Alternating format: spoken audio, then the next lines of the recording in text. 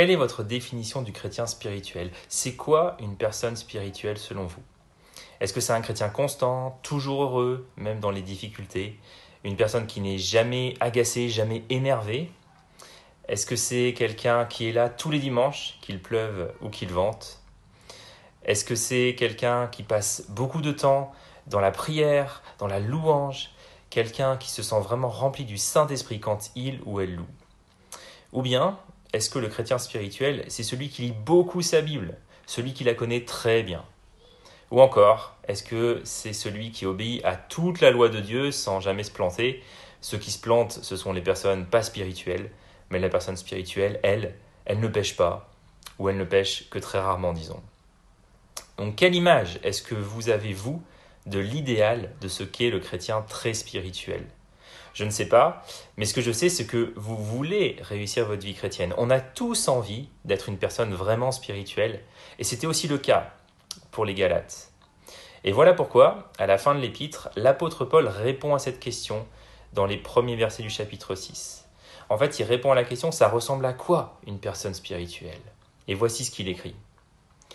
Frères et sœurs, si quelqu'un vient être surpris en faute, vous qui êtes spirituels, redressez-le dans un esprit de douceur.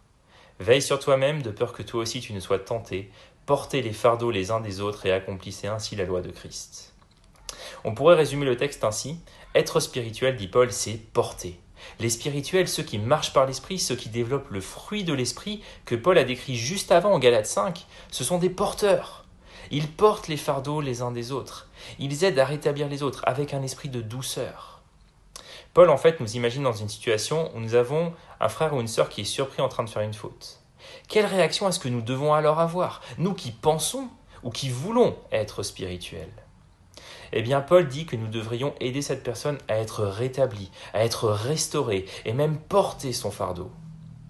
Maintenant, je précise une chose, c'est qu'en disant ça, Paul part du principe qu'on a affaire ici à une personne qui a chuté, mais qui regrette sa faute. On ne parle pas de quelqu'un qui a péché et qui trouve que c'est très bien et qui n'a pas de problème avec ça. Non, on parle ici d'une personne qui lutte contre le péché, mais qui a perdu une bataille et qui se retrouve à terre et qui en est attristé. Et là, dit Paul, ceux qui sont spirituels devraient être les premiers à venir en aide à cette personne. Ils devraient porter son fardeau. Comment? Eh bien, en encourageant, en réconfortant, en compatissant, en prenant au sérieux le péché de la personne, mais en prenant aussi au sérieux sa repentance, et sa blessure, et sa tristesse. Se sentir concerné par ce que la personne vit, être empathique, et savoir accueillir l'autre tel qu'il est, avec ses luttes, même si ce sont des luttes qui, nous, ne nous ont jamais effleurés ni concernés. Et la réalité, c'est que aider les gens, ça coûte. Juger les gens, c'est beaucoup plus facile. De dire « Ouh là là, c'est pas bien ce qu'il ou elle a fait ». Juger les gens, ça coûte pas grand-chose. Alors que aider les gens, compatir, appeler, aimer, écouter, accueillir, pardonner, conseiller, prier, tout ça, ça coûte.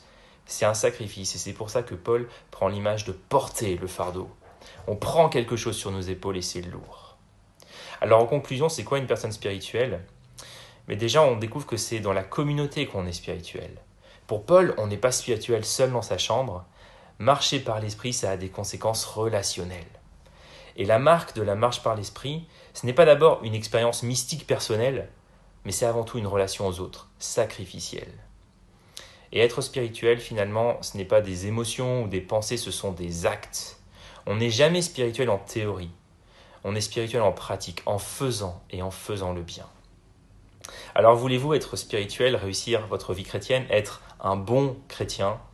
Dans ce cas, inutile de vous rajouter plein de règles très contraignantes et difficiles à tenir, n'a cessé de dire l'apôtre Paul tout au long de cette épître aux Galates. Simplement, reconnaissez votre besoin de la grâce de Dieu, puis portez. Soyons des porteurs. Enfin, permettez-moi un dernier mot. Trop de gens quittent la foi ou l'Église parce qu'ils se sentent seuls avec leur fardeau. Ils ne se sentent pas de partager leur lutte avec l'Église, pensant qu'on ne va pas les accueillir, qu'on ne va pas les écouter, qu'on va les juger, et même qu'à la fin, ils se retrouveront avec un fardeau encore plus lourd à porter. Donc je vous en prie, les amis, soyons le genre de personne qui sait accueillir l'autre tel qu'il est, et qui est prêt à porter avec douceur le fardeau de l'autre pour l'aider à être rétabli. Soyons spirituels.